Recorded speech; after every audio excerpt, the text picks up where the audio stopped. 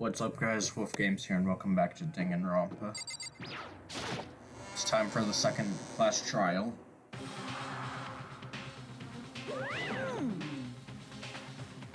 So is everyone ready to... Am I blind? Are we missing someone? Yo. Toko's not here. Toko is... You really don't remember? Come on! Kidding, I'm just kidding. How could I forget that little nut job? She's a crucial part of this class trial this time. What are you gonna do? I'll go ahead and drag her out here, kicking and screaming. Just one moment, please. A few minutes later, he reappeared, dragging Toko behind him. I told him I don't want to, but he forced me. I can't believe he would just drag a girl around. Terrible, you're terrible. Now everyone's here, right?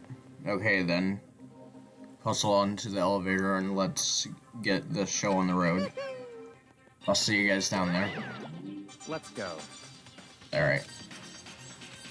Chihiro Fujisaki. She was so gentle, so calm, and meek. Nobody had any problems with her. Someone made the choice to kill a girl like that. And the murderer is one of us. Someone standing right here. Alright, let's go. We have no choice, right? We have to do this. True. Yes. With one last deep breath, I walked towards the elevator on shaky legs. With each step forward, I could feel my heart starting to race faster and faster. As soon as everyone was on, the elevator began to descend. I couldn't handle my emotions. Couldn't stop speculating.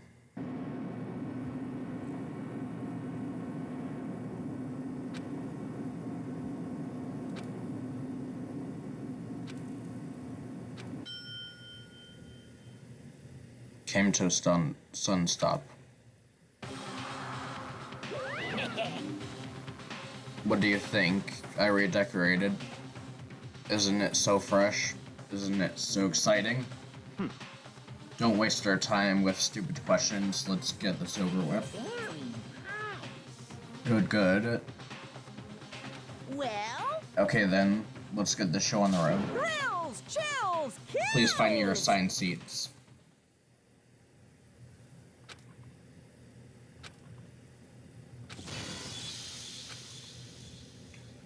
Alright.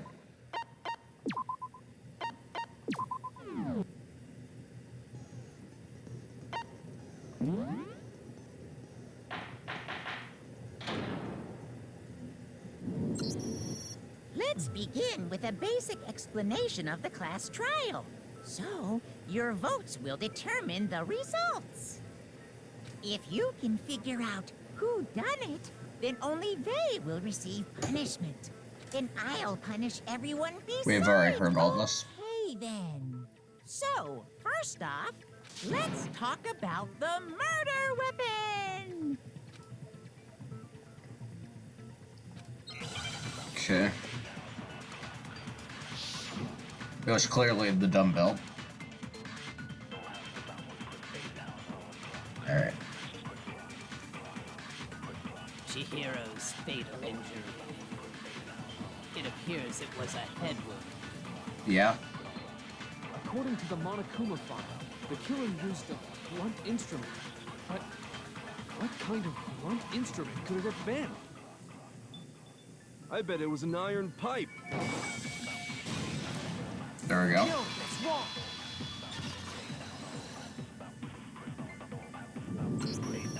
Can we agree that the object that dealt the fatal blow was the dumbbell, found at the scene of the crime? It was covered in blood, and there was nothing else at the scene that could have caused that kind of injury. And the wound on the victim's head is consistent with the shape of the dumbbell. As far as I'm concerned, there's no mistake and no room for doubt on this one. You looked at her head wound? Yes! That's If you don't mind, I will proceed from here.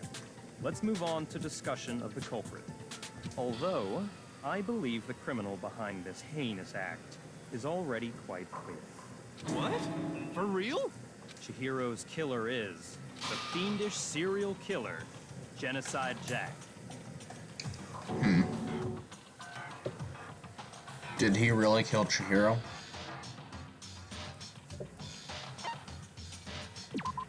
Alright.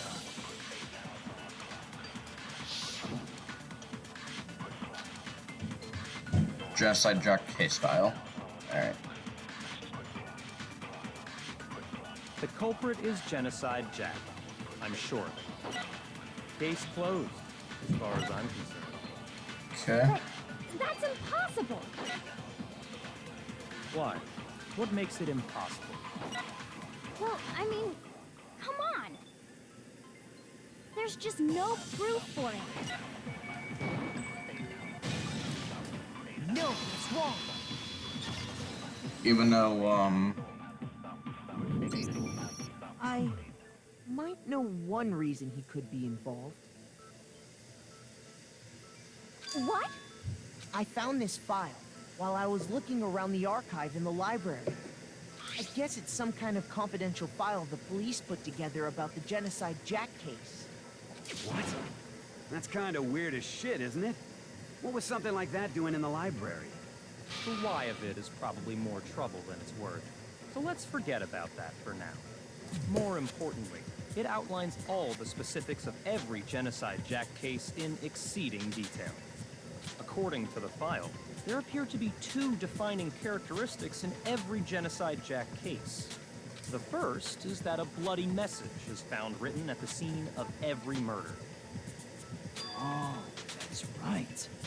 Ooblust. No. It's actually bloodlust. But more important is the other characteristic, and it's something that has never been made public. Never made public? What the hell is it? Why don't you tell them, Makoto?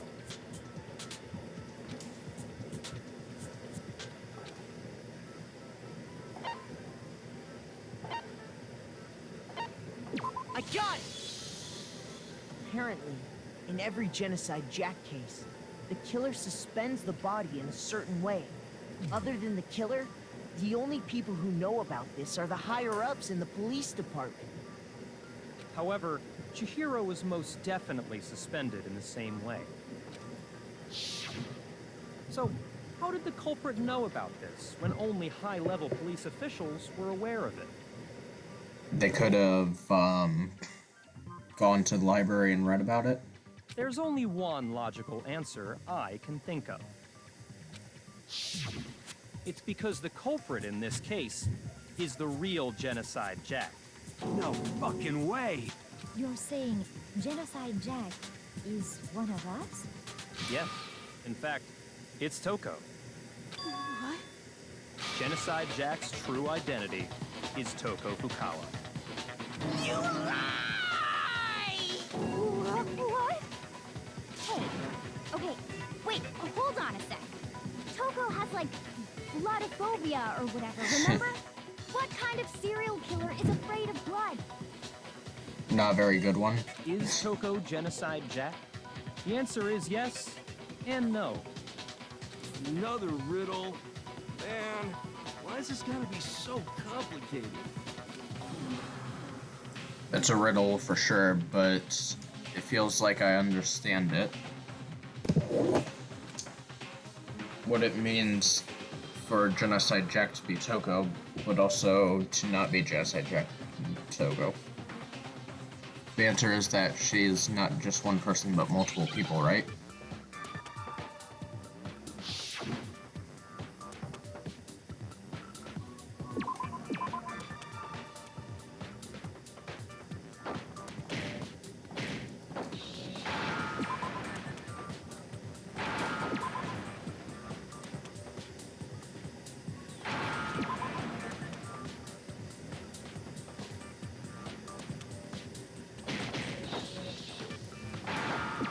There we go. Now I understand.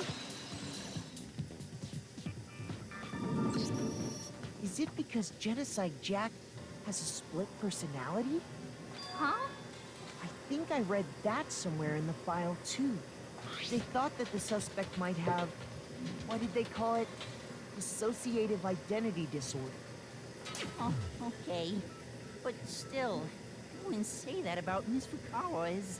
Perfectly acceptable. Toko's strange behavior after seeing the body is proof enough that she has a split personality.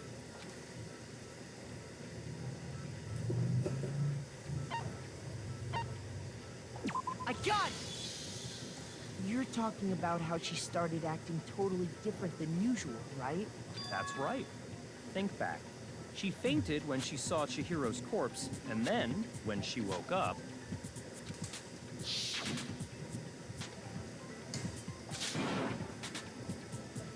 Is that a dead body?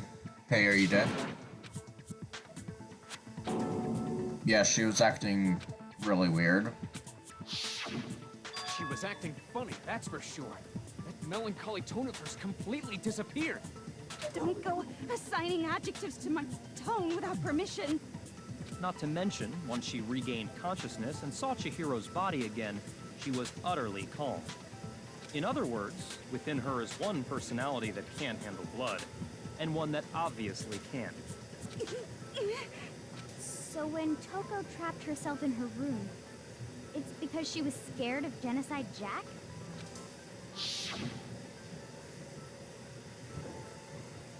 I won't let Genocide Jack have control. That does make sense. Yeah. The reason she locked herself in her room wasn't to keep other people from getting in. It was to keep her other personality from getting out. What? Toko was afraid. Afraid of the murderous fiend inside of her. Of killing even more people. How?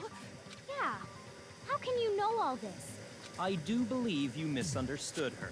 What she's trying to say isn't, how can you know all this? No.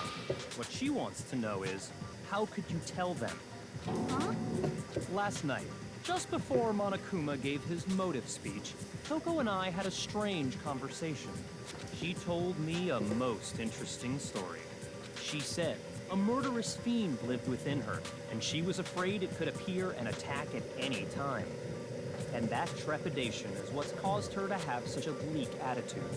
Isn't that right, Toko? This is all a lie. Right, Toko? You said you wouldn't tell anyone. What? You promised! I can't believe you lied! You have only yourself to blame. You came to me with your tragic little story. I didn't ask you to. This is the real world, not some romantic fantasy fairy tale. Besides, you broke your promise first. You said that as long as you were here, no matter what, you wouldn't let Genocide Jack kill anyone. But in spite of that promise,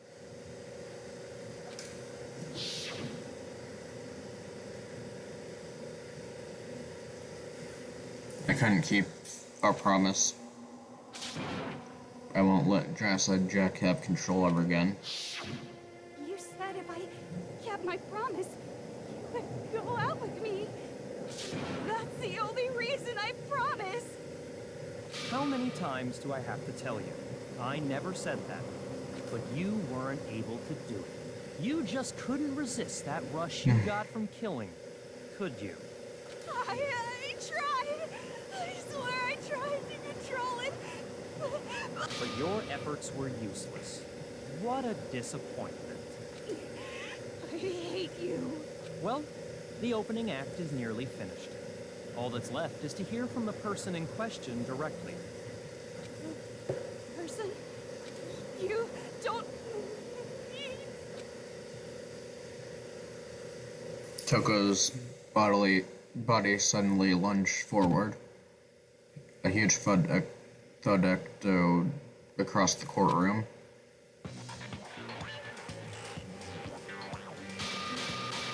Well, Oh. hello there. Is it me you were hoping to see? Yes! What the heck? So you figured it out, huh? Well, whatever. What are you gonna do? I'm the ultimate murderous fiend, Genocide Jack! Or better yet, let's go with Genocide Jill! What the fuck is this? Toko, what happened to you? Not Toko, that's a loser name. And what happened is a textbook split personality. So what if one of them happens to be a serial killer? You should turn a blind eye to one's fault. So intense.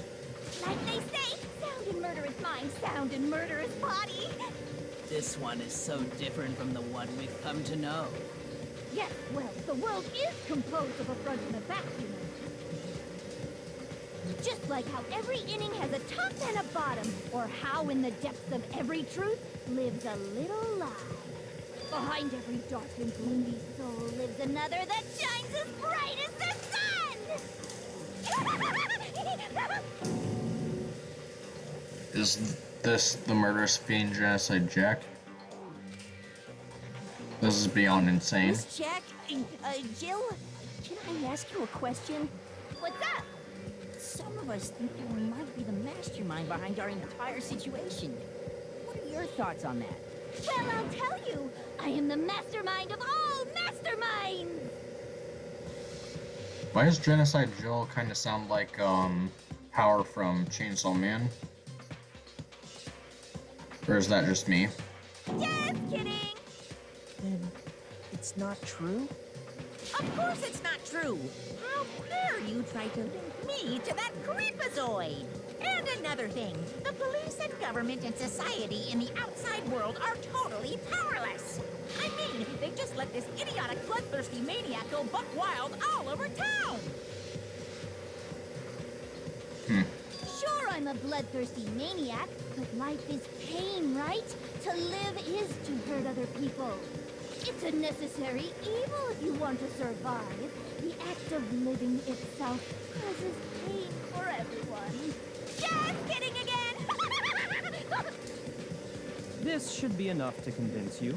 This murderous fiend is responsible for Chihiro's death. There's clearly a motive, so there should be no doubt. A motive? Remember what Monokuma told us? If someone didn't murder and graduate within 24 hours, an embarrassing memory or secret would be revealed. Well, let's assume that Toko's secret was about Genocide Jack. If a secret like that came to light, Toko's life would have undoubtedly been forever ruined. So she had a very clear motive to never have that side of herself exposed. Okay. Interesting. Very, very, very interesting. But sorry, as much as I hate to admit it, I'm not the culprit. But I cannot imagine anyone other than you could murder someone in such a bizarre fashion. Maybe so, but nevertheless, it's the truth. Do you really expect any of us to believe you? Yeah. I could never believe a word you say, you monster. Maybe she is totally right about that, but something's still bothering me. What she said, I need to get some more details about all of this.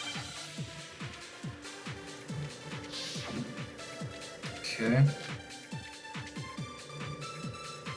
Status of the dead body.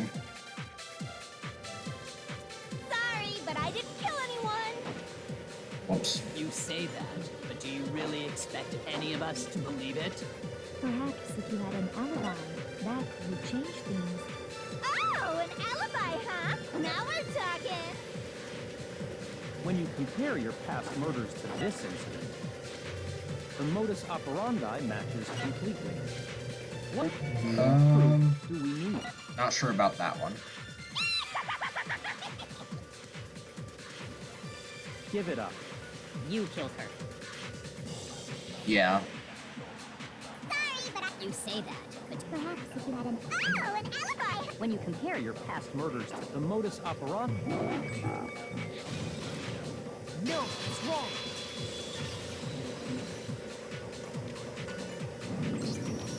But the methods of murder really exactly the same?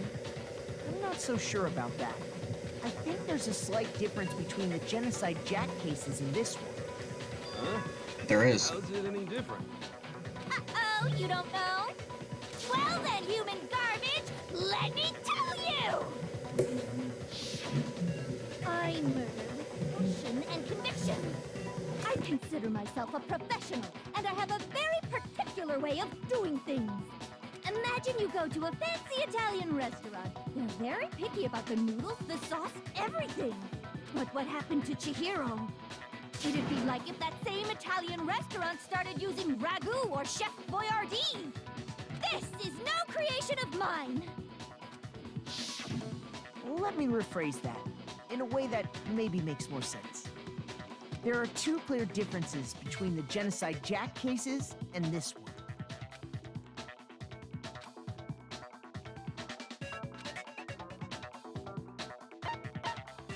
I got it! For one, the cause of death is different. In the Genocide Jack murders, all the victims were killed the same way. According to the case file, they were all apparently killed with a pair of scissors. But Chihiro died from a blow to the head, right? Ah, yes. That is remarkably different from the other murders. Wouldn't it be strange for someone who kills the same way without fail to suddenly change their method? And there's more. One more conflicting detail. That's right. In my recipe of murder, if the bloody message is the tortellini, then the arrangement of the body would be the pesto sauce. Please stop comparing killing people to cooking? So, are you saying the other difference has to do with how the body was arranged?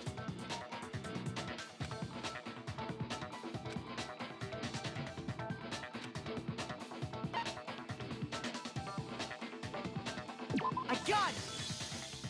Do you remember what the killer used to suspend her? They used some kind of rope to hang her up by her wrists. What is your point?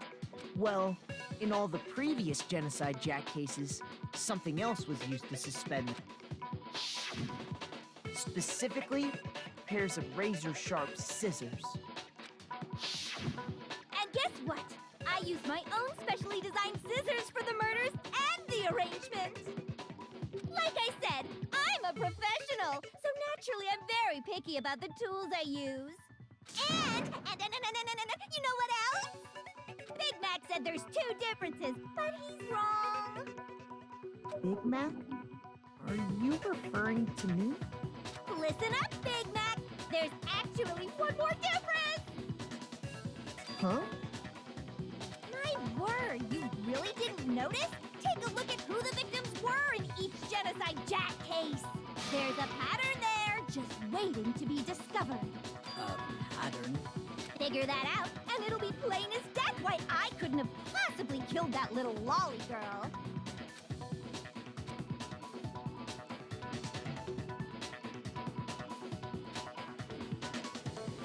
If you look at the names of every victim, what you'll notice is Chihiro was a girl. I got it! Is it because Chihiro was a girl? Bingo! Bullseye! Right on the money! What are you talking about? In all the Genocide Jack cases, all the victims had something in common. They were all guys.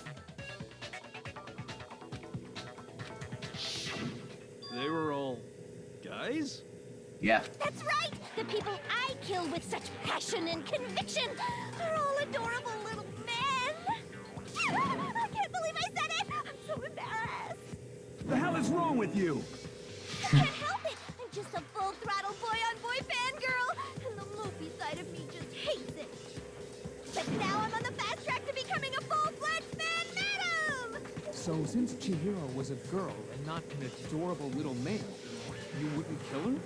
Would an Italian chef suddenly start making ramen just because they're both noodles? Don't be stupid. I have too much passion and conviction to cross that line. It's the absolute reality of the one and only. We get it. You've clearly explained your hobby and your philosophy. But that's not all there is to it. It's a different matter entirely, when you're forced to kill in order to survive. Quiet, lowly cur! Lowly? Cur?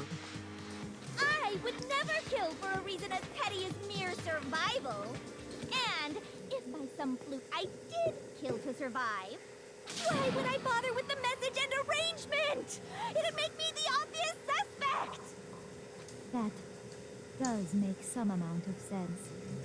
Plus, whatever reason I have for killing, I would never leave out my prized scissors.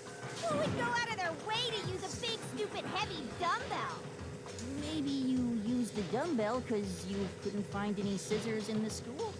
Any scissors? I don't just use any scissors. I only use my own set of high-class, envy of the entire world scissors! Okay, whatever. There still aren't any in the school. Are you sure about that? Da-da-da-da! Oh. Yep, she has her scissors. She's fully equipped! That's right! So I can kill anywhere, anytime! Why would I resort to dumbbells or rope when I have my trusty scissors by my side? Go ahead, tell me I'm wrong, you can you gutter dogs, all of you! Not to mention, I have no clue how to tie a good knot, so rope's totally out of the question anyway! I have no idea what's going on anymore. Could such a heinous villain really be innocent? But the body really was suspended, right? And nobody but the police knew about that. Yeah. That's why we figured it had to be the real deal, and not some copycat killer or whatever. There is one person. One person who could have copied the Genocide Jack case. Well, really, it could have been anyone, but Byakuya brought it up, so it's probably him. Here's my answer. Byakuya, it's possible you could have found out, isn't it? You'd have no problem gaining access to classified government documents or internal police records. Plus, you'd already looked through the Genocide Jack file before this all happened, hadn't you? Are you saying Mr. Togami did it? He could have. Then the reason he pushed the theory of Genocide Jack being the killer so hard was because he wanted to pin the crime on her. Okay, that actually does kind of make sense. So, he rearranged the scene to disguise it and make it look like I put my stamp on it. The adorable glasses man was behind it all. Oh, I'm on fire! Well, Byakuya, what's your response? I see. So now the suspicion falls on me. Then I must ask, when would you say I began acting suspicious? Surely you must have an answer. Looking back and thinking about it now, the way you were acting right before we discovered the body was a little strange. Yeah, he went straight for the girls' locker room. Almost like he knew where it was.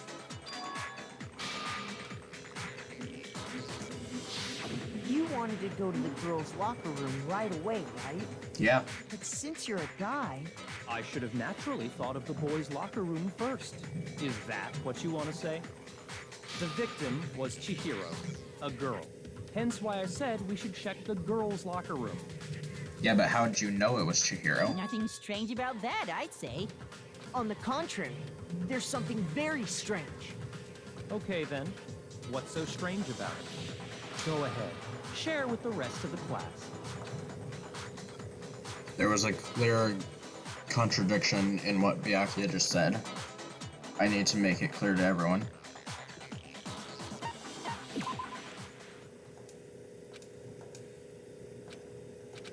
Okay.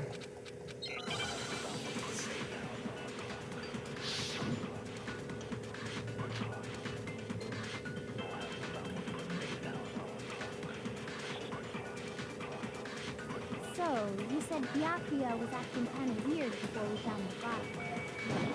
Oh, crap, I didn't mean to do that. Shoot!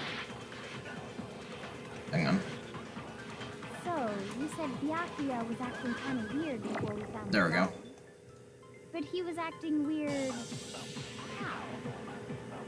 If you're presented with the opportunity to check out the girls' locker room, you... That's a natural reaction for any gal. The victim was Chihiro. How'd you know it was Chihiro?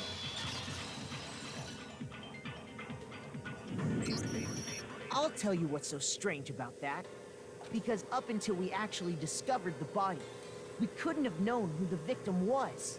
So your claim that you went to the girls' locker room first because Chihiro was the victim doesn't hold up.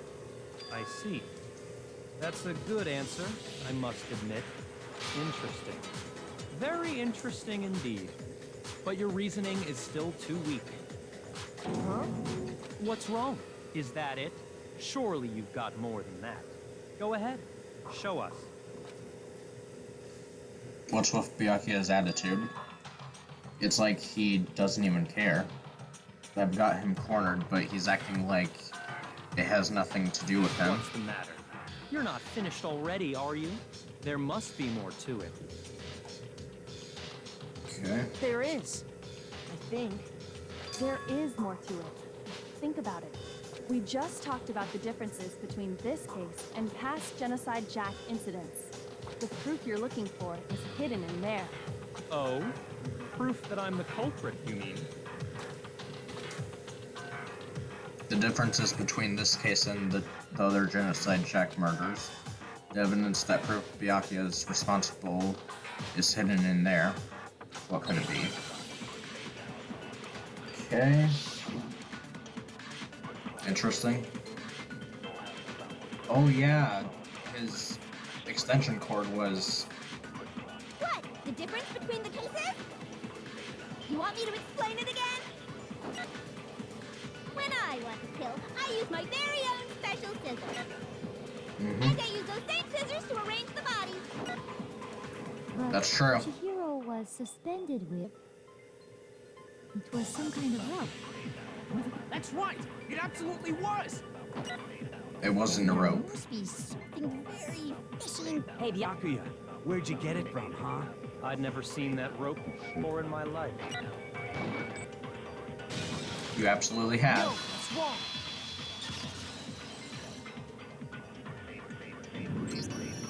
Actually, I'm pretty sure you have seen it before. Because, you see, that rope, or should I say, that extension cord? What? An extension cord? Byakuya, you've used the extension cord in the library more than once, haven't you? And the same extension cord that was in the library all this time went missing after the murder. And there's no way someone who uses that extension cord as much as you do wouldn't discover that fact. And Byakuya must be the one who took the extension cord. I can't imagine any other possibility. That's really what you think? Then your conclusion is something like this? I killed Chihiro in the girls' locker room, then hung her up and wrote that bloody message. I intentionally made it look like Genocide Jack was behind it. Is that about right? He's doing it again. He's totally calm, totally unconcerned. As if he is not even involved. Not even involved. What's wrong? I asked you if you think that's what happened. Hell yes, that's what happened. So that's it, right? Byakuya's the killer. I don't disagree with not disagreeing. He kept calling this a game, right? So he'd be totally willing to do something like this to win. Sorry, but could we hold on just a second? I think we need to talk about this a little more. Sure. Do we really need to? We've already decided who did it. I know, but still, there's something that's still bothering me. Is that right? And what, pray tell, is still bothering you? I killed her in the girls' locker room, then disguised my crime.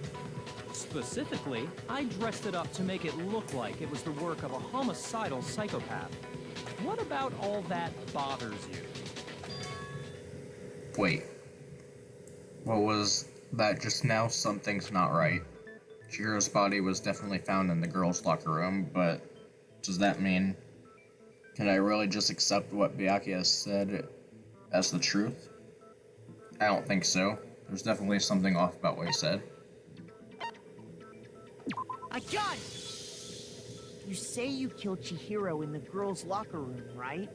But are you sure about that? Isn't it possible that the murder took place somewhere else? How disappointing. What kind of question is that? Even in the world of disappointments, this is a true letdown. She was found dead in the girls' locker room. There is absolutely no question about that. How could the scene of the crime have been anywhere else? Well, I think it's entirely possible that she was killed somewhere else, then carried there later, along with the rest of the murder scene. The rest of the murder scene? That was awfully specific. Please tell me you have a reason for saying all of that. I believe I do. Hey Byakuya, did I take you off guard? Will the story suddenly move to the crime scene? Byakuya, who'd been so confident up until now. Maybe Byakuya never even realized the actual scene of the crime could have been somewhere else. Don't just move on without permission! What do you mean she was killed somewhere else? Come on, Makoto. If there's any chance the murder took place somewhere else, let's see the proof. Evidence to show the murder took place somewhere else. There was something.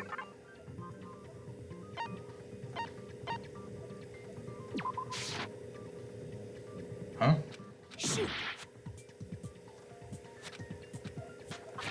Well, it could also be the posters and the carpet. I got it! The proof that she was killed somewhere else is the poster that's hanging in each locker room. Your proof is some posters? The poster in the girls' locker room was a picture of a big-boobed supermodel. But don't you think that's kind of strange? Why you gotta put it like that? Why would the girls' locker room have a poster like that? True. I bet those massive jugs of hers were totally fake! Meanwhile, the boys' locker room had a poster of the super popular boy band Tornado. Again, that doesn't really seem to belong in a boys' locker room. So you're saying that maybe the posters were switched? And there's one other thing I noticed about the locker rooms. You know what I'm talking about, right, Sakura? You're referring to my protein coffee, aren't you? Yeah. Protein coffee? While I was in the girls' locker room earlier, I spilled some protein coffee on the carpet. But I noticed that after the murder, the stain had been totally scrubbed away. It's not that the stain was scrubbed away. It was moved.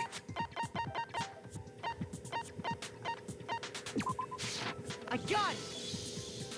The stain on the girls' locker room carpet wasn't scrubbed away. In fact, I found it on the boys' locker room carpet. That's definitely the stain from my protein coffee. Then, does that mean that the carpets were switched too? But why would anyone do that? To move the murder scene from one locker room to the other. It's certainly plausible, don't you think? In other words, in order to completely swap the scene of the crime, the blood-stained poster and carpet were moved along with the dead body. By doing this, the killer was able to change the entire room where the murder took place. I can certainly follow your reasoning, but why would the culprit bother doing that? Huh? Why would they go through all that trouble of switching the scene of the crime? Actually, an even bigger question. If the murder did take place in the boys' locker room, then how did Chihiro get in the boys' locker room in the first place? To get into the locker rooms, you have to swipe your e-handbook across the card reader device. But Chihiro's handbook should have only allowed her access to the girls' locker room. She had no way to get into the boys' locker room to begin with. No, she did have a way, and I can tell you what it was. I highly doubt that. Shut up! I'm telling you, I know how she could have done it. Is he right? Could Chihiro really have gotten into the boys' locker room somehow?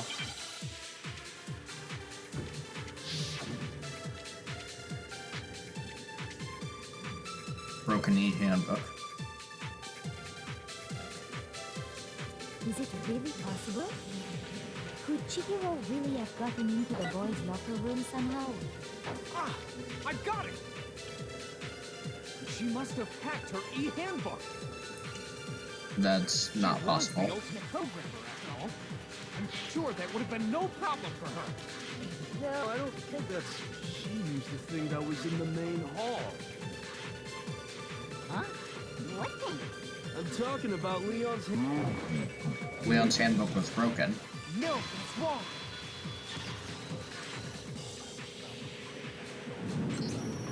No, I don't think Chihiro used Leon's handbook. Why not? Because Leon's handbook was broken. Oh. Well, then, yeah, I guess that'd be pretty impossible, huh? I am struck silent by how quickly you gave up.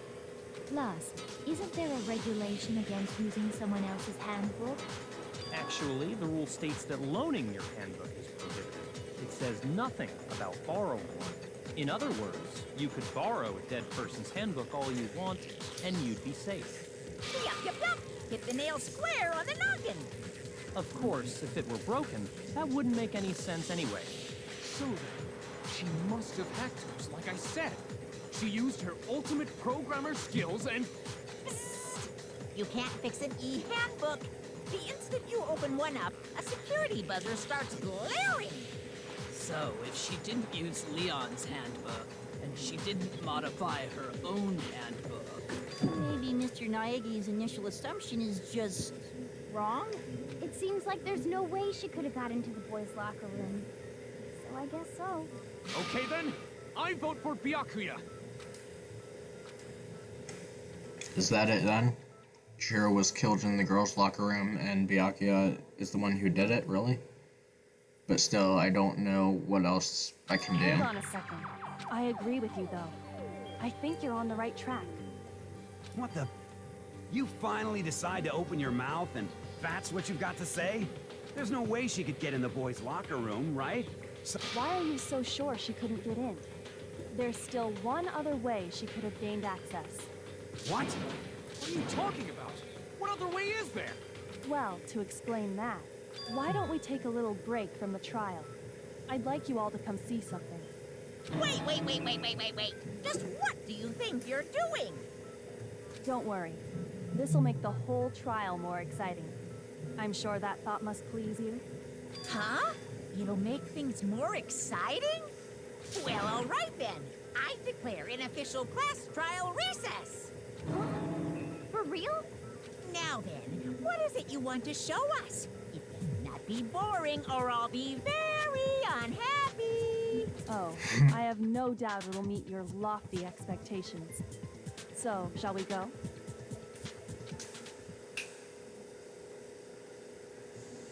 So before I even knew what was happening, the class trial had been put on hold.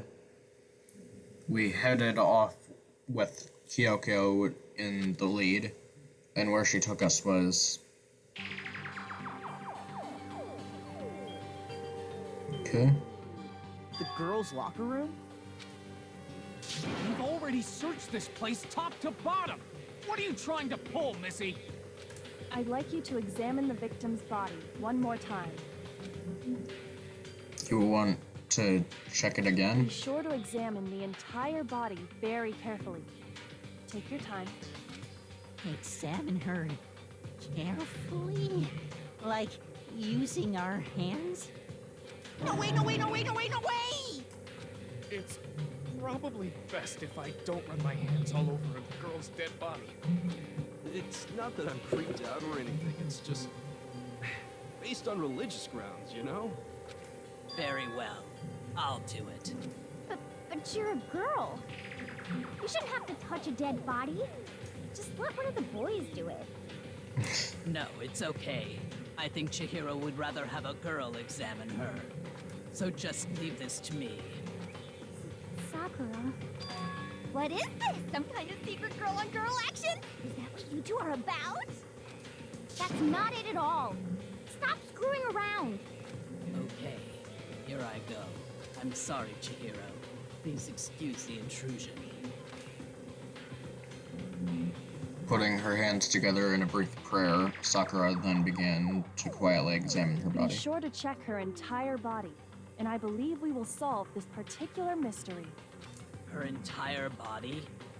I know you say that, but... What? This is... What is this... What is it? Not possible. It's not possible. Sakura's eyes were staring widely at Chihiro's lifeless form. Her massive frame trembled. This girl is what? Is a boy! Ah, I see.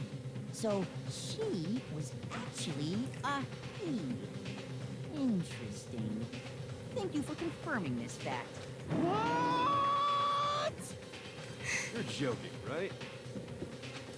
I wouldn't joke about this. Then it's really true? Chihiro was a guy? Oh, what, you guys didn't know? Heck, I knew that right off the bat. Chihiro Fujisaki was totally a guy. He was a cross-dresser? Oh, I'm really on fire! I wish I had killed him! So that's what Kyoko wanted to show everyone, huh? Interesting. Yes, that certainly does make things much more exciting. Now let's ride this wave of excitement back to the courtroom and get back to the trial. All right. Ahem. I do apologize for keeping you waiting. Now then, let's resume the class trial. We've all just learned of the shocking revelation that Chihiro was actually a boy. Let's pick up from there.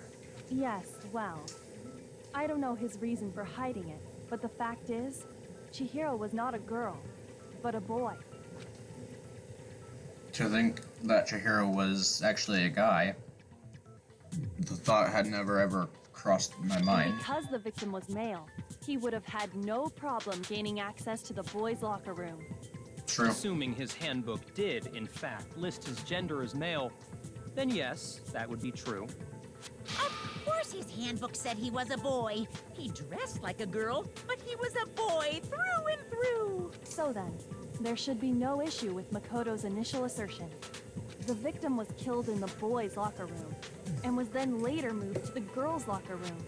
And the killer could have easily used Sayaka or Junko's handbook to get into the girls' locker room. True. Chihiro really was killed in the boys' locker room? I still don't understand the motive for moving the body, but yes, that does seem plausible. Well, I must admit, I did find it rather odd. I knew he felt a little off. There was a certain incongruity to his female body. This is the most titillating situation!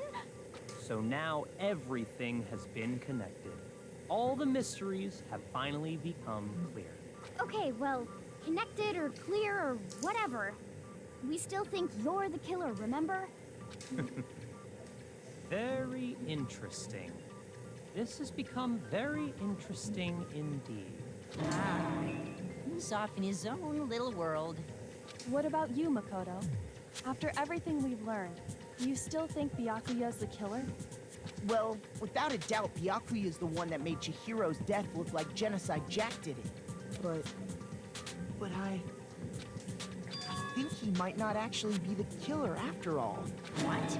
But aren't you the one who accused him in the first place?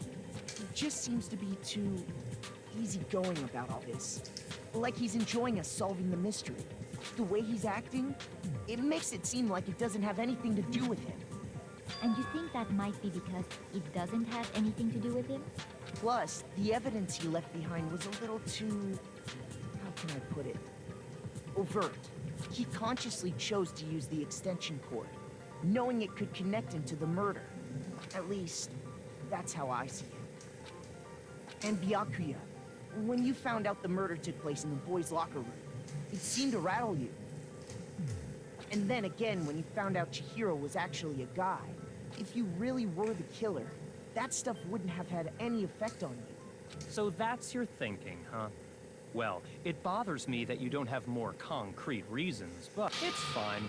I guess I'll mark it as correct for the time being. Mark it as correct?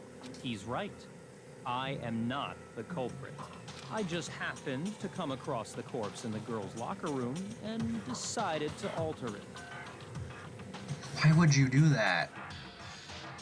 It just makes things more complicated. Are you fucking with us right now? No, I am not effing with you right now. I'm telling you the truth. Well, I find it very hard to believe. Go ahead. Find it very hard to believe.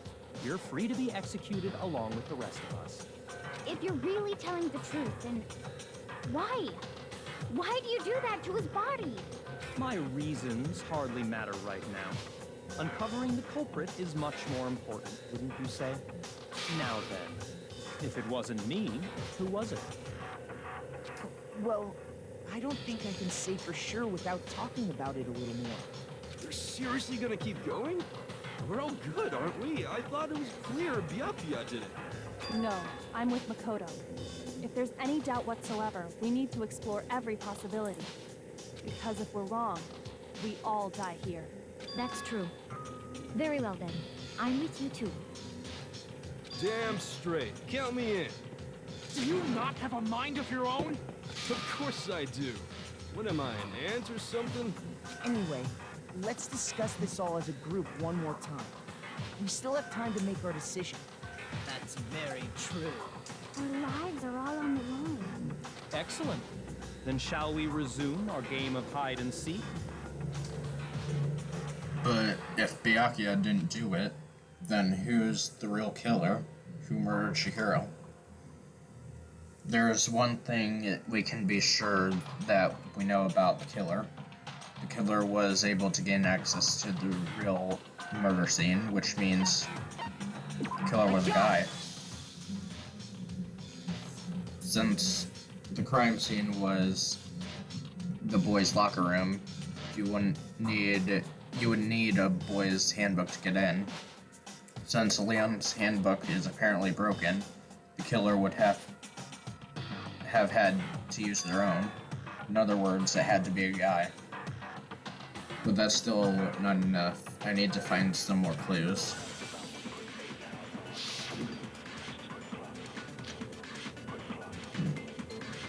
Oh, that's true. Celestine's account. Isn't there a single clue that might lead us to who did it? Well, clues are one thing, but did nobody get a look at the killer? I'm sure if someone saw the killer, they would have said something by now. Perhaps someone saw the victim at some point. Even that might be enough for now. Yeah. All we need right now is any kind of new info. It's over. It's all over. You want to know who saw the victim? The killer. And oh... No, it's wrong.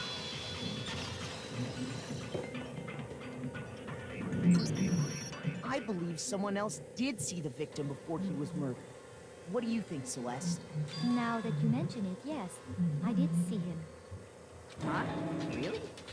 Oh, but I suppose only Makoto knows about this. The rest of you had no idea, did you?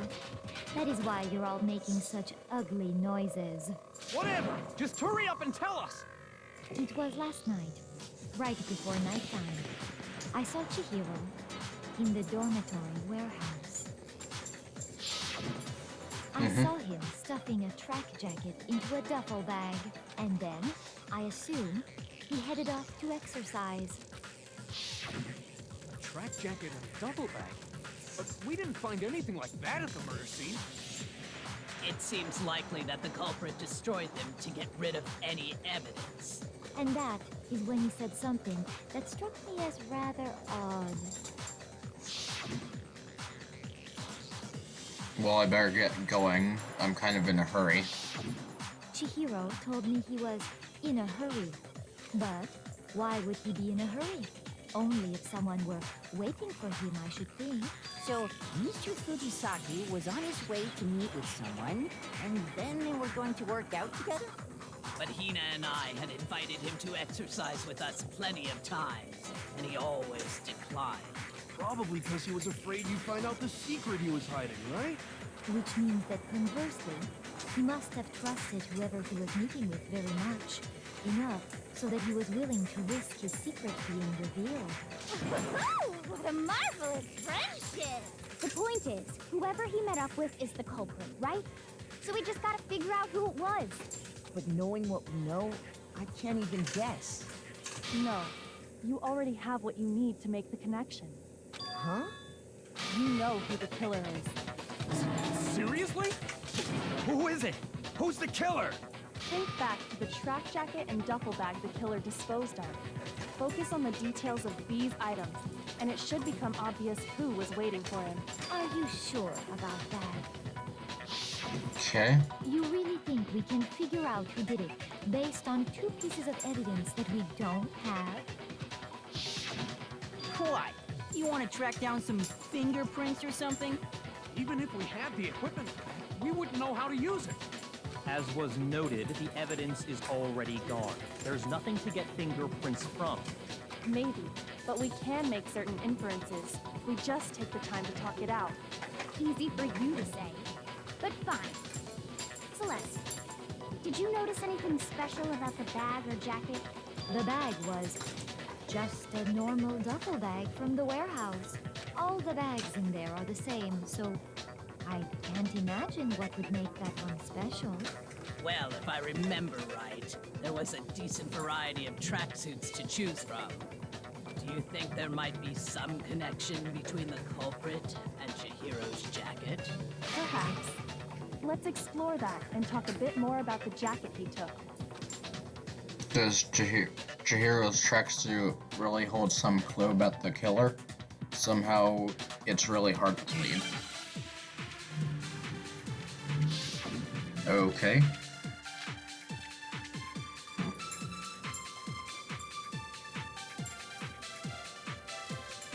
First of all, we know where Chihiro was headed. He was on his way to go exercise. Yep. So next we have to ask, why did he choose the specific tracksuit that he did? What do you mean, the specific tracksuit? I got it! He picked that tracksuit because it matched the one the culprit was wearing. So, what you're saying is, the killer was wearing the same blue tracksuit as him? How do you know it was blue? No, it's wrong.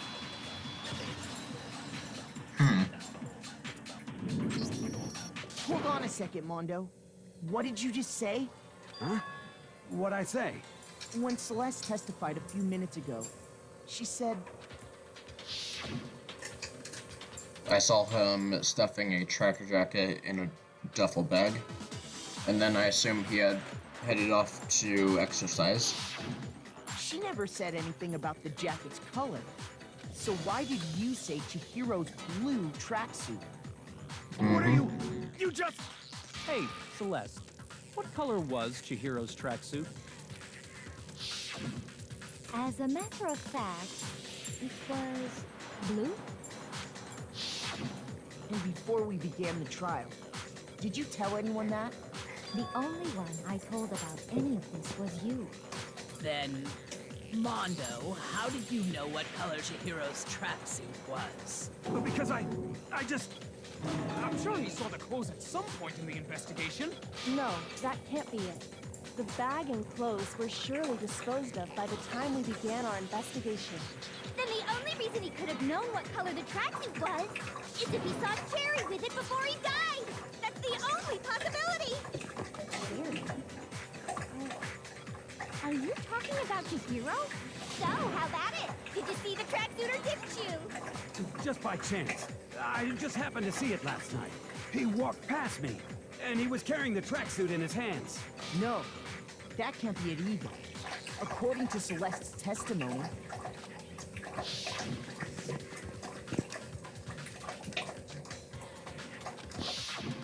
When Celeste noticed it, Chihiro made a point of making sure the jacket was completely in the bag. If you just ran into him briefly, you couldn't possibly have seen what color the tracksuit was. Yeah. It would appear you've dug your own grave. Perhaps. But you handed him the shovel, didn't you? That's focus on the tracksuit and it'll be obvious who he met with? What a bunch of nonsense. Ah, now I understand. It was all one big bluff, wasn't it? Your true intention was to draw a slip of the tongue from the culprit. That's smart. That's why you said you knew who did it, to put them on edge. That's right. However, Mondo was my target all along. I had my suspicions about him from the very beginning. But why? What made you so suspicious? That's a good question.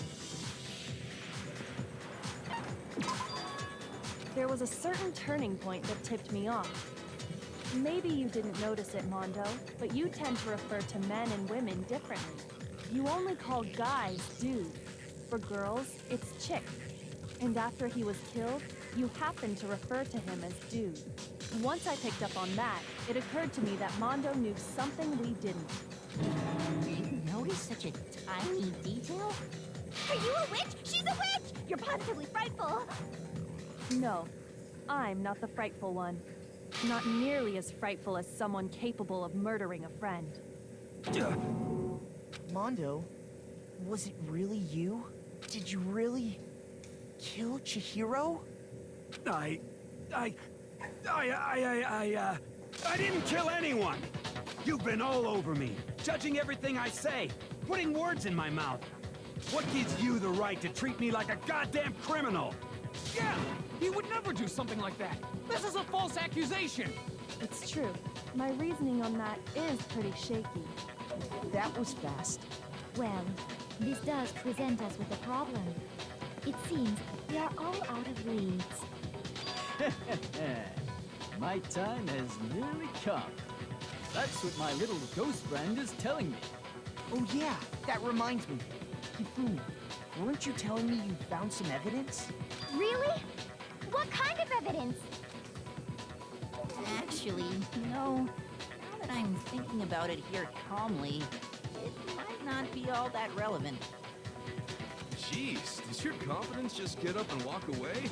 It's fine, man. Just tell us. If you really insist, then, here it is. What do you have there? It happens to be an e-handbook. I found it laying on the ground, so I scooped it up. You found it on the ground, right? It must belong to Chihiro. We know Chihiro's handbook was missing from the scene of the crime, right? For a fact.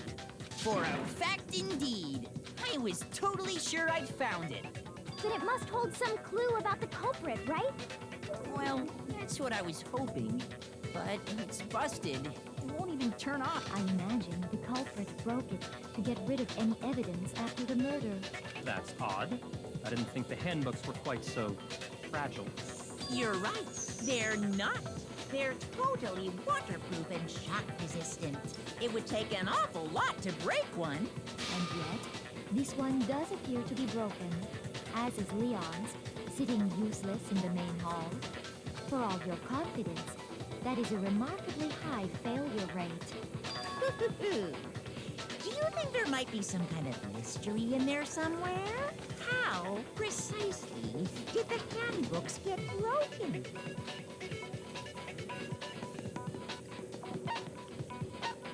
I got it! You already told us before that the handbook has one weak point, didn't you? Yeah! You remember that? Sure, maybe I let that slip, but I never told anyone what the weak point actually was. But if the handbook is supposed to never break, and two of them broke in quick succession, then we can only assume that someone's figured out its weakness. You know what the weakness is, right, Monokuma? So, what is it? You're asking me? I think it's a necessary piece of information if you want this to be a fair trial. But if I tell you, and someone else decides to copy it, That would be very not good. Just tell us already. Why would we want to break our own handbooks? True. Oh well, I have a weakness for pushy demands. But you're sure you won't follow their example? Then allow me to make a special announcement. The weak point of my cutting-edge e-handbook is... when it's exposed to high temperatures for too long, it will suffer a meltdown and totally break! I flippin' knew it! You knew it? Yeah, because I found the handbook laying on the floor of the sauna. The temperature in the sauna can reach over 200 degrees. Strange how you don't get burnt, huh? It's because as your sweat evaporates, it creates a cooling layer of air around your skin. Okay. If the hot air of the sauna were somehow pushed directly onto your skin, you'd definitely get fried. That layer of air would get blown away. That's why you may feel a burning when you move around. So when you're in a sauna, make sure to keep nice and still. Interesting. I learned one new fact today. So did I. That is a mere trifling speck of knowledge. Anyway, if you found the victim's handbook in the sauna, then the killer must have been purposely trying to raise its temperature in order to break it. Meaning the culprit somehow knew its weakness. But how'd they find out?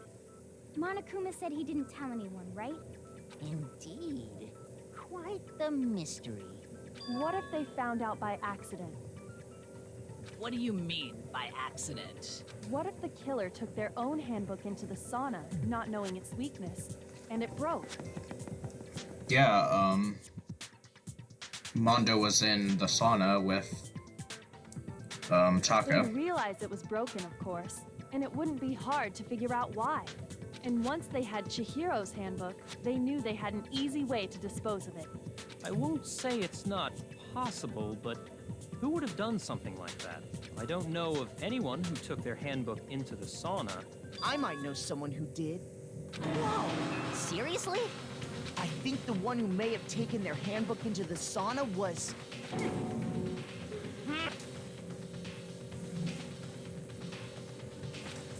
Mondo.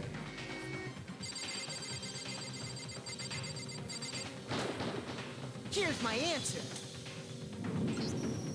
Mondo, your handbook got broken in the sauna, didn't it? What? Why? Why do you keep accusing him? Mondo and Taka had an endurance contest in the sauna not too long ago, remember? Yeah. And for the contest, Mondo just so happened to keep his school uniform on. But little did he realize, he'd also left his handbook in one of his uniform pockets. And when it was all over, Mondo discovered that taking your handbook into the sauna could easily destroy it. No, wait, hold on. You've got it all wrong. He would never kill. I don't accept this. Show me the proof. The actual sub. I mean, I don't want to believe it either, but I found something that proves it beyond a shadow of a doubt.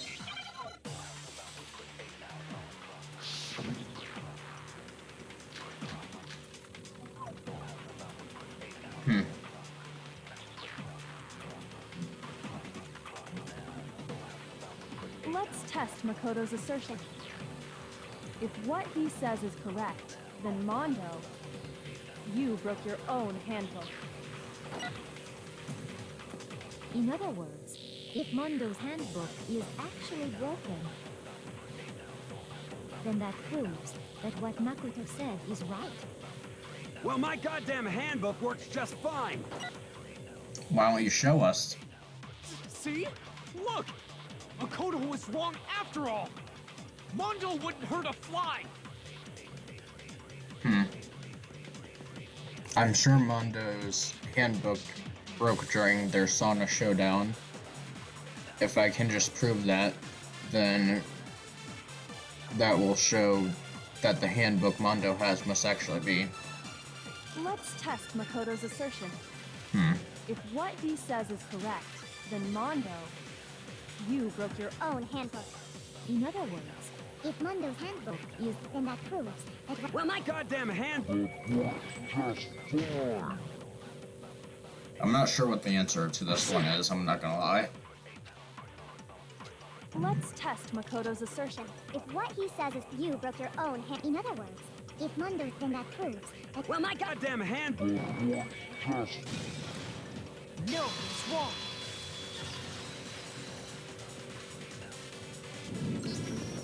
Mondo, the handbook you have right now, is it really yours? The fuck is that supposed to mean? The broken handbook that was in the main hall, isn't that one actually yours? What the heck are you talking about? What I mean is, I think Mondo swapped his handbook out for one that actually works. I think he took Leon's handbook and replaced it with his own.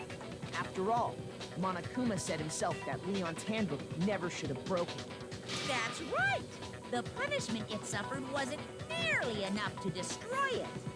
So then, the broken handbook in the main hall is which would mean that the handbook Mondo has right now is actually Leon's, yes? But doesn't that violate the school regulation that says loaning out your handbook is prohibited? Well, here's how I look at it. There is a rule about loaning your handbook to another student, but if they're dead, they're not a student. It's kind of a gray area, I admit. But no worries. If anything, it just makes things more interesting. As such, I decree that exchanging handbooks with a corpse is not a violation of the rules. Well, Mondo, if I'm wrong about this, you're welcome to say so. I'm happy to admit I made a mistake, but...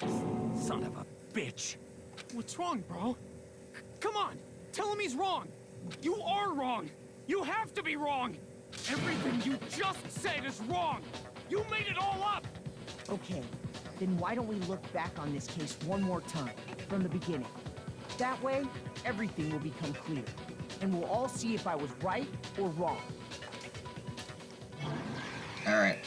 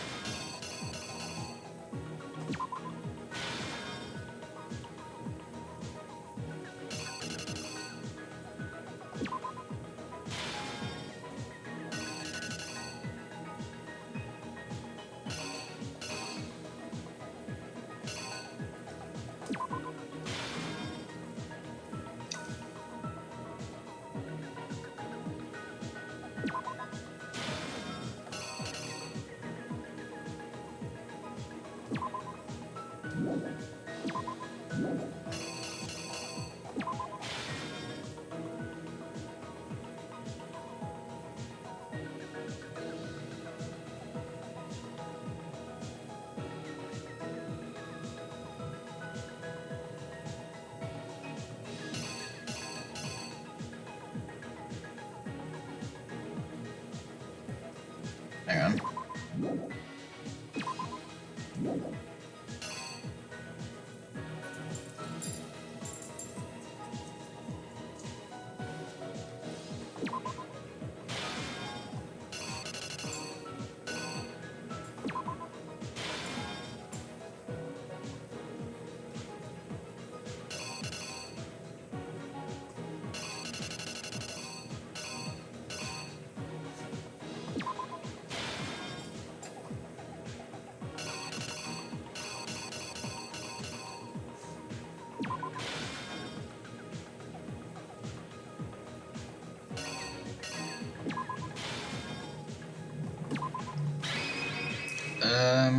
I might have got a few things mixed up, but The killer we'll is see.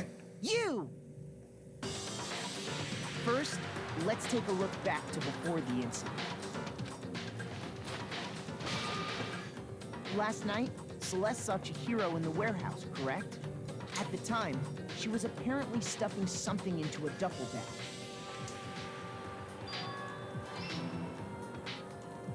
That something was a blue tracksuit.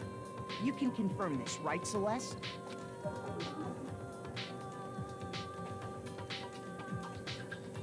With bag in hand, Chihiro headed out, even though it was officially nighttime. She made her way to the locker room, specifically the boys' locker room. But how could the victim, who was apparently a girl, access the boys' locker room? Simple, because she was really a he, which is why he was able to use his own handbook to gain entrance to the boys' locker room. Once inside, he met with someone there. And the person he met was the one who killed him.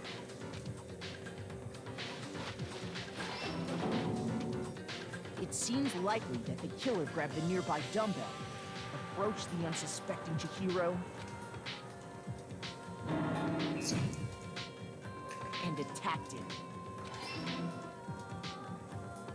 And that's where the bloodstains on the poster and carpeting in the boys' locker room came from.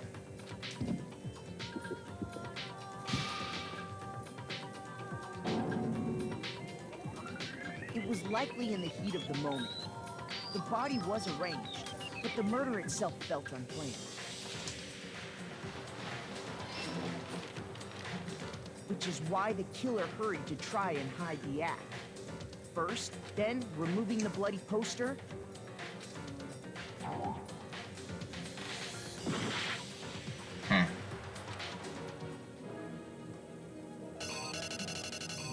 So it goes there. Yeah. The killer is you! Which is why the killer hurried, then removed. Yeah, that makes more sense. And finally carrying the corpse into the girls' locker room. A girl's handbook was necessary to get into the locker room, of course, but this alone doesn't prove that the killer was necessarily a girl.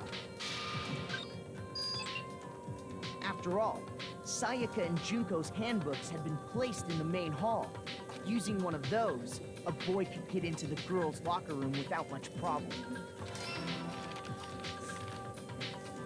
And that's exactly how the killer did it.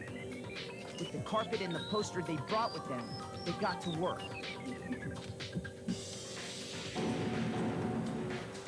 They changed the layout of the boys' and girls' locker room in what you might call a crime scene switch. That could have been the end of things, but no. Yakuya discovered the body and decided to intervene in the situation, making things even more complicated. Which is stupid. So, after stumbling on the crime scene, he went and grabbed the extension cord from the library, and then he got to work. He used the cord to string up Chihiro's lifeless body.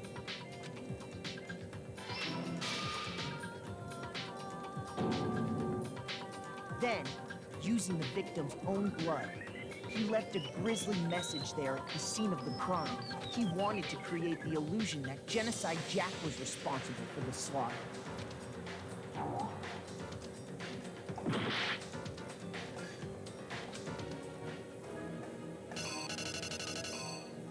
Hang on.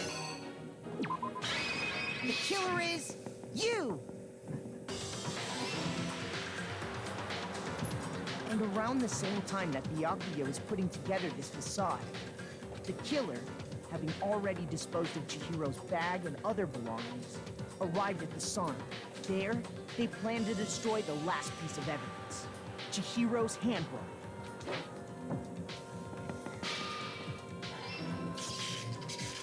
And just as the killer expected, the steamy sauna was enough to ruin the electronic gadget. Somehow, the killer knew that the handbook couldn't stand up to the heat of the sauna. And the reason they knew that is because the sauna had already wrecked their own handbook. And that's how it all played out.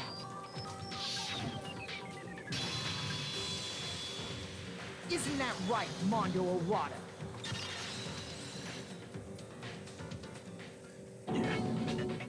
Wait. No. This can't be right. Where's your evidence? Yeah. Where's your evidence? You need evidence. You need proof! Without any proof, you can't pin any of this on him! Evidence that Mondo is the killer. That already reveals itself early in the trial. If I can't somehow show where Mondo's handbook is right now, once I do that, everything will become clear.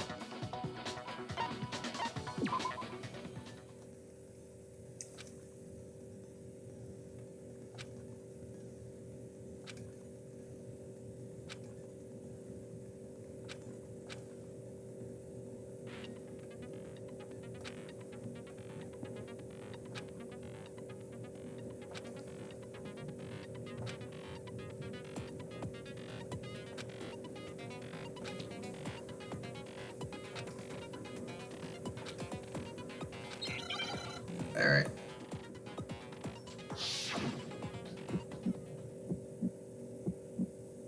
Show me some evidence. You're wrong. I won't listen. I refute you.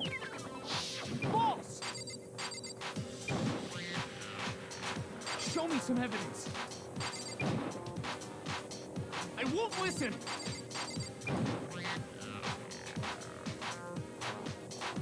I refuse to vote. Show me some evidence. You're wrong.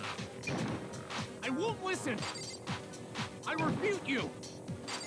False. Show me some evidence. I won't listen. You're corrupt. Show me some evidence. This should prove it.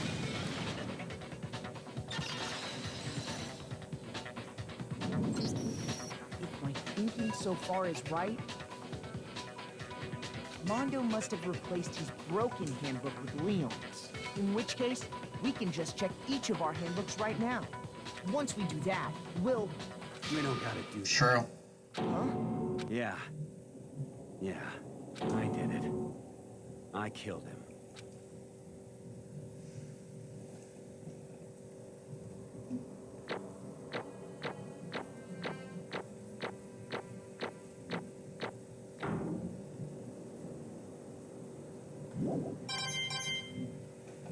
Okay. Bro, what are you saying? I got no choice, man. After hearing all that, I gotta just give up. Go ahead, Monokuma. Get it over with. Ask for the goddamn verdict. Roger that. Wait! Hold on! No waiting, no holding on. Time for the moment we've all been waiting for. Grab your lever and give it a yank! Who will you elect as the Blackened this time around? Will you make the right choice or the dreadfully wrong one? What's it gonna be? What's it gonna be?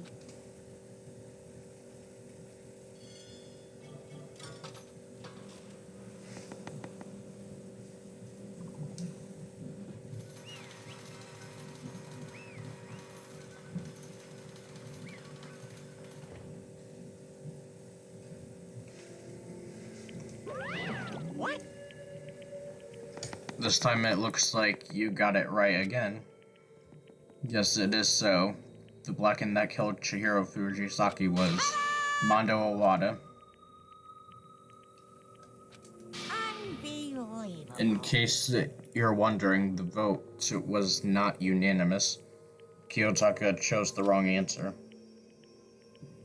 You threaded very closely to the danger zone, Mr. Ishimaru. You need to be more careful. I refuse to believe it. There's no way he would have killed someone. Sorry. What is this? Why did you do it? Now then. Well, it looks like Mondo's taking a vow of silence, so allow me to explain on his behalf. The story of the murder this time, it's a sad story of two men. But for anyone who doesn't really want to hear it, you can hit the B button fast forward the text. Anyways, there was once a young boy, and his name was Chihiro Fujisaki. he had an extreme inferiority complex regarding his own lack of strength. You're so weak, even though you're a boy. He heard things like that as long as he could remember, and he couldn't overcome his weakness. On the contrary, he tried to hide it and bury himself further and further into that weakness, to take on the fragile form of a young girl. He had chosen that as his way out. Nobody will be able to say anything about even though you're a boy, no matter how tightly he wrapped himself up in that shell. The inferiority complex had already taken root deep inside him. As it turns out, the shell was completely empty. The complex didn't disappear, instead it only grew stronger and stronger. I'm weak. Weak, weak, weak, weak, weak, weak, weak, weak. Once the killing game had begun here at the school, he had no choice but to accept his fate. After all, this world is survival of the fittest. If you're not strong, you don't survive. And then the loving and hateful Monokuma announced the revealing of embarrassing secrets, which of course includes Chihiro's embarrassing secret, which was more willing to devote. Even though he dresses like a girl, Chihiro is a boy. And that was something Chihiro couldn't let anyone find out, no matter the cost. If that was revealed, it would be the end. The hardened shell would crack, the armor would fall away. Without doubt, those around him would torture him more than ever before. What? And yet... I'm sorry. But...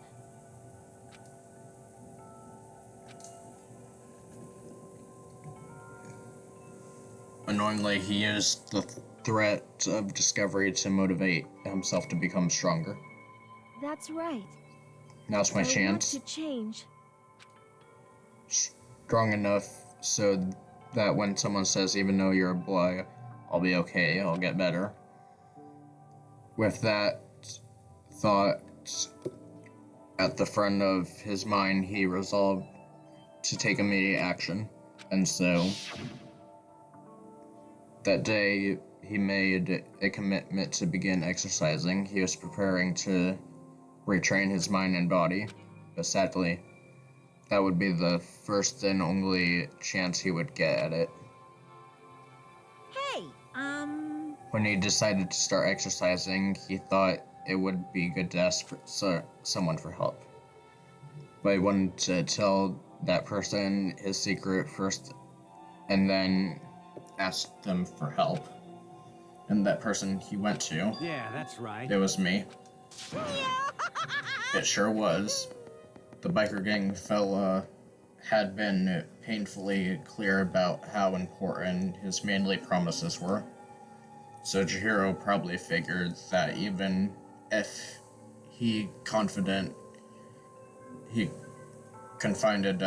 in Mondo, his honor would make him keep his secret. Plus, Mr. Macho Mondo was the very symbol of a strong man.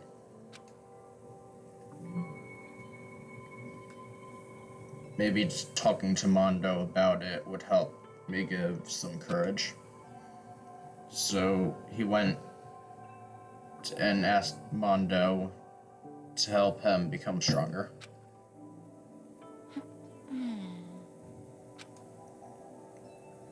And he thought that only Mondo's support would ever be able to come close to that.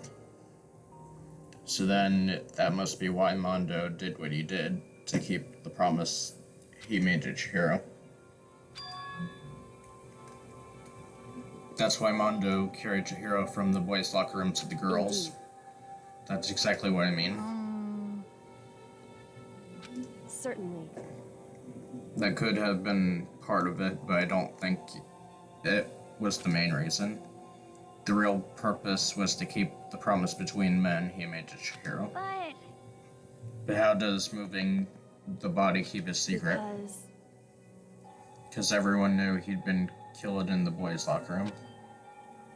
Then everyone would have been arguing about how she got into the boys' locker room.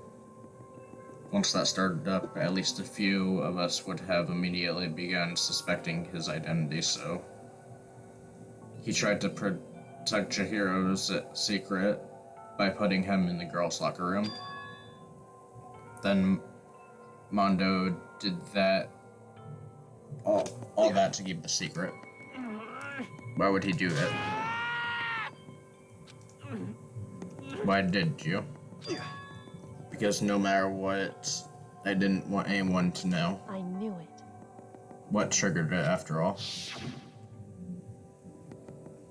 The possibility of having your embarrassing memories and secrets exposed. What is this? You're wrong! Don't make me repeat myself. To judge others by your own standards, even if you can't comprehend it, he obviously can. That's all there is to it. While we're on the subject, why don't I tell you that embarrassing memory, that secret he didn't want anyone to know? You know what Mondo did? He killed his own brother.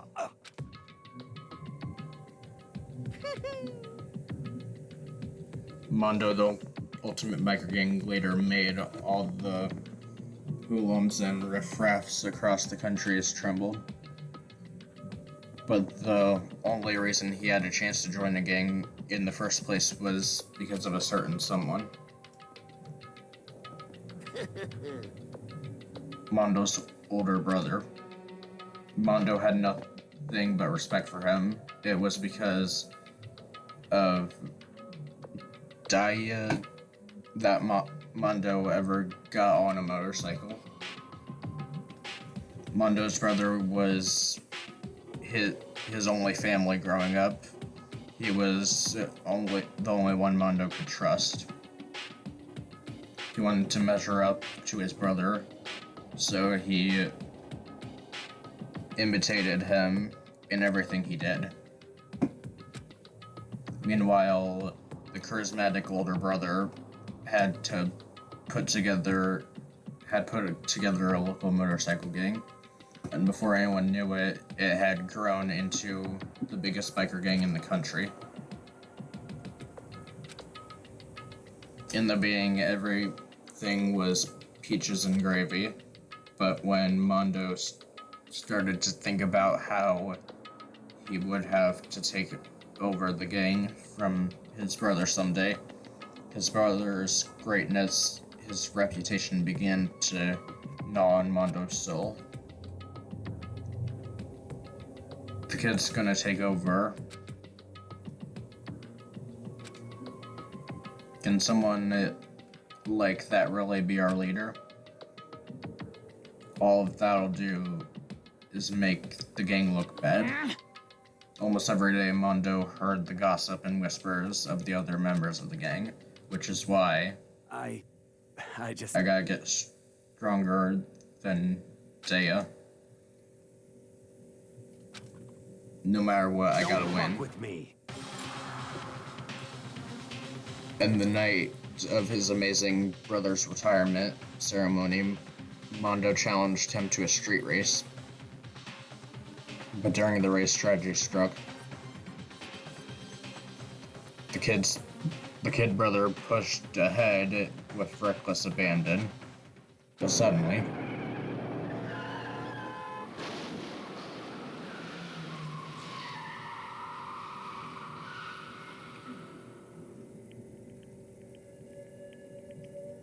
laying in his kid brother's arms, the older brother delivered his final words. My bad, kid. I messed up, sorry. Of course, he knew it was his brother's fault, but I never blamed him for what happened. The rest is up to you. No matter what, you gotta keep the gang together. Cause it's the team you and me put together. A promise between men. He decided to hide the truth of what happened from everyone else in the gang in order to keep the gang together and to keep the promise to his brother. He could never admit to anyone that he was his own weakness. As a result, the team was made even stronger until the banner of the kid who's bested his big brother. Okay. He wanted to lead the team so bad, he was willing to tell all kinds of lies about his brother. I'm strong. And yet, as soon as our killing game began, he realized, no matter how tough he pretended to be, he was just another weakling.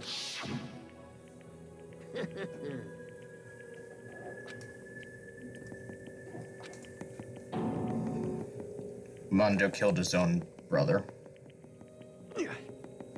No matter what, I couldn't let the other gang members find out. Everything would have been ruined.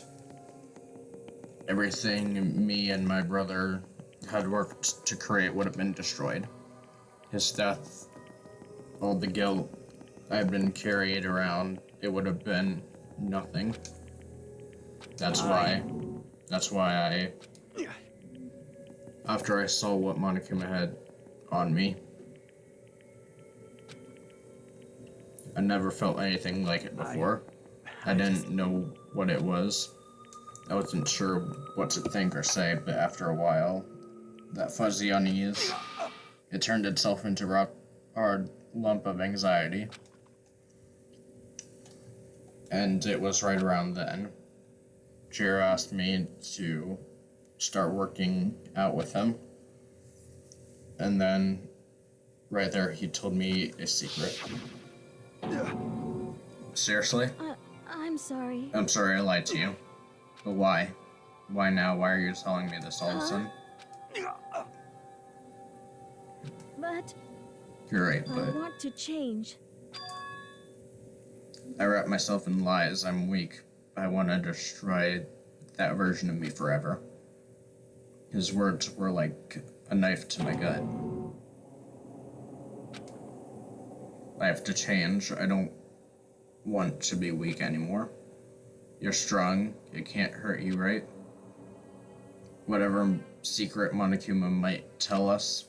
You piece of... So what? You're saying I should say it? What? You're saying What? if I really am, I should just be able to tell everyone my secret? I was jealous. I was jealous of Chihiro's strength. It was the kind of strength I've never had. I was jealous of him. What? Are you making fun of me? I'm strong. Are you messing with me right now? No! I'm not making fun of you. You really are strong, Mondo. Something inside my head. What did he want me to do? What was I supposed to do? What's wrong? Damn you! I just wanted to... I admire your strength. Yeah, that's right. I am strong. I'm strong. Stronger than you. Son of a bitch! I don't remember anything after that. When I woke up again, he was laying at my feet covered in blood. I had the dumbbell in my hand, and I was just staring at him down on the ground. I killed Chihiro. Even after all this time, I'm still just as weak as I've always been. And thanks to that, I did something I can never take back.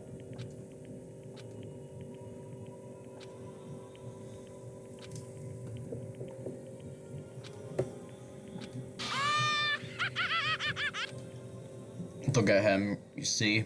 You're all just like him. For a secret from a past memory. For that, he killed another living human in cold blood. Do you see hope anywhere in there? Because I sure don't. Yep. I can't do that right now because it's time for punishing. It can't be. You mean execution? Well now, well now, well now, well now. Ridiculous. Now then, I prepared a very special punishment. Let's give it everything we've got. It's punishment time! Sorry, man. I couldn't keep the promise we made. From one man to another.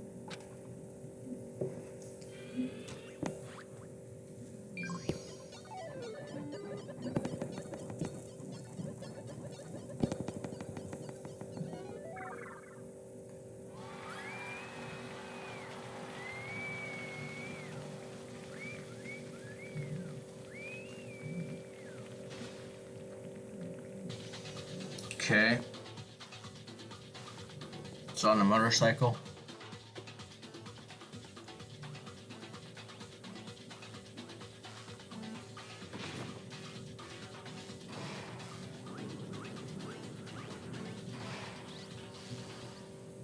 The cage of death.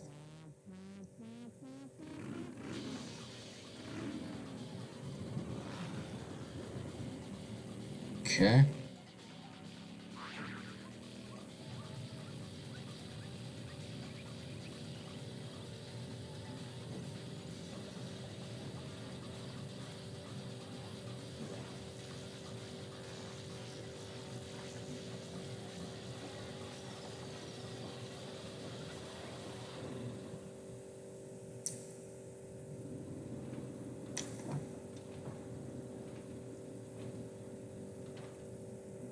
What happened to him?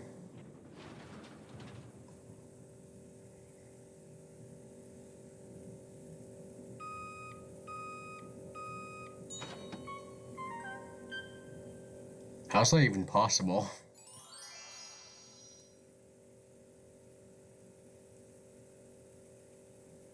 That was a weird execution.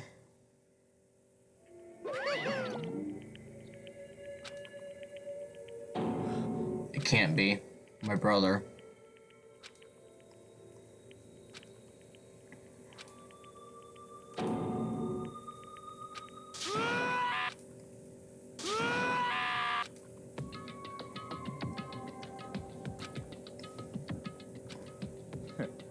What a disappointment. This is the end of the game. What is this? You're completely insane, you know? A game. One of your friends is dead. Do you realize that? Naturally. Of course I do, but it's a game of life or death. I don't have anything to say to you, but I don't have a response except that. However, I just don't understand why. Why did you go out of your way to disguise Mondo's crime? What? Isn't it obvious because it made things more interesting? Last night, when the murder took place, I was in the library as usual. Honestly, So you ignored the nighttime rule too. That rule never mattered to me. I don't recall agreeing to it. there is nothing to be done. The night grew late, so I decided to return to my room, which is when I stumbled across him. After he'd gone, I looked inside and saw the corpse. You witnessed the murder? He was such a fool. He didn't have the slightest idea that I'd seen him. Well, That's right. But if that had been the end of it, how boring would it have been? I mean, a waste of time to have the answer revealed right at the beginning. Which is why I decided to lend a little helping hand. I thought it would liven things up. You did all this to liven things up? I see. So after hearing about Genocide Jack from Toko, you decided to use that to create a fake murder scene? But If we hadn't figured out who really done it, you would have been dead too, right? Well, obviously, I would have revealed the truth before it reached that point, of course.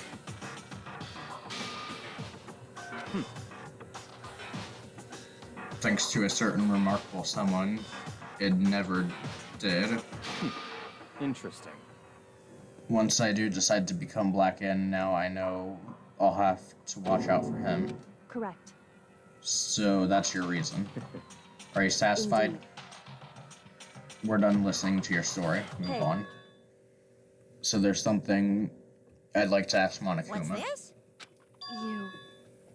You like to perform these elaborate executions each time, correct? My question is why? Do you like them? But you know this punishment is this despair. It's not just for you. All the punishments, all this despair is my gift to mankind itself. You're over-exaggerating. I am not over-exaggerating. These punishments are meant to transform all hope into despair. What do you mean? What the heck? Damn it! Good grief. I don't understand why you have to pick apart every little stupid thing. Whatever, it doesn't matter. In the end, I'm going to stand alone as the victor. Ooh, how exciting. That's enough. I would never stoop to the level of a childish criminal like you. Let me just say this. After I've achieved complete victory, you're up next. I'm going to find and kill you, understand? In the name of my family. You're getting all riled up. It's like you're the main character of a video game or something. I swear, whatever it takes, I want to kill you. Sounds like someone needs a nap.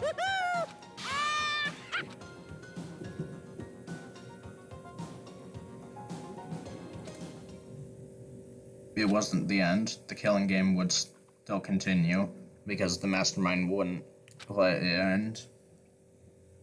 For those of us who were still alive, our worst fear and despair kept multiplying.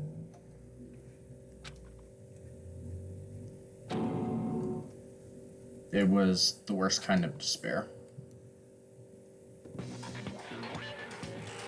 Oh. Well, anyway, like I was saying, this is a pretty good spot.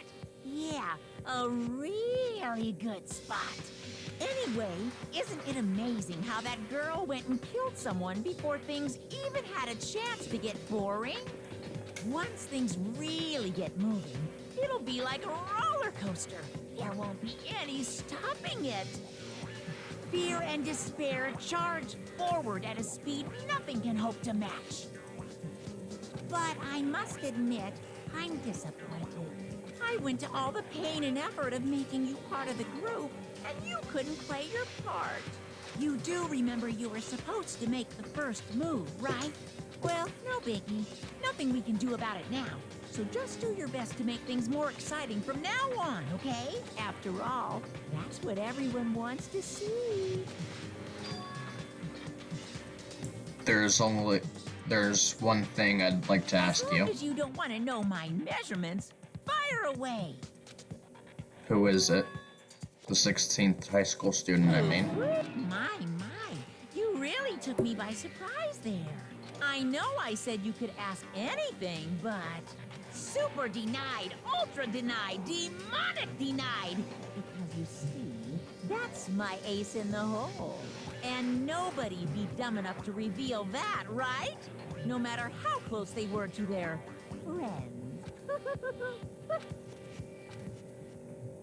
Okay. That's the end of chapter 2.